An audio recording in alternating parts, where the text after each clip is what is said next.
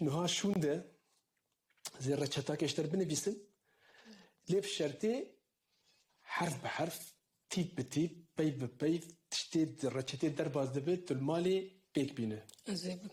Tamam. Camir tujı godari bike, tişte ku ajer dibêjim hegeriş bir kir tu bini bir avê. Wek me got, nexweşiya te humanîzm e. û humanîzm nexweşiya Kurdan e. Pêj niha şûndê. Heya 15 rojan. Rojê 3 caran. Carê nîv kîlo pîvaz deyne ber xwe. Pivaz. Erê û tê hûr kir. Ew pîvazê tu hûr bike, ew ê çavê te bişewitîne. Ew humanîzma dindorê te kom bûye, bi xêr û tesîra wê pîvazê ew ê bibe hêsir û di çavê te bidide. Serem neket ola pivaz hiç. Pivaz. Serê te dikeve nakeve doktor ezim, psikolog ezim. Tu nexweşê tu hatiye tu ji xwe li dermanekî çarekê digere. Benim o pivaz dermanemle. Pîvaz dermanê her tiştî ye. Nexweşî wextê merev xweşik xwe mikatebe li xwarina xwe li xwarina xwe mikatebe zû zû merev nexweş nakeve. Pivaz ez hurkum. Buz baş bim. Ku hê te bir al me be. Bi dîwêr nenere.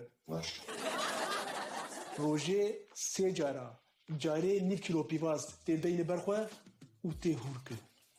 û hûr kir. û hûr kir.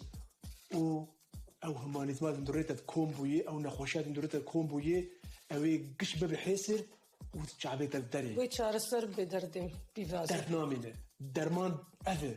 Ispavrına. Piştî 15 rojê din, telefonî asistanan bike, randeviyê bistînin û em ê dîsa guhdarî bikin. Bê çi qasî nexweşiya te pêşketî ya şûn. Şastana tara nehat. Veci zadiz kirin. Dev jin Asad işte boş tıkır veci. dev jin asistanan berde. Ez muxatabê te ez im. Wek me got 15 roja dermanê guzêşter binivîsînim, reçeta zêşter binivîsînim. Pêk bîne piştî 15 rojan camêr. Hûn dîsa bi hev ritên vê derê û ez dîsal te guhdarî dikim.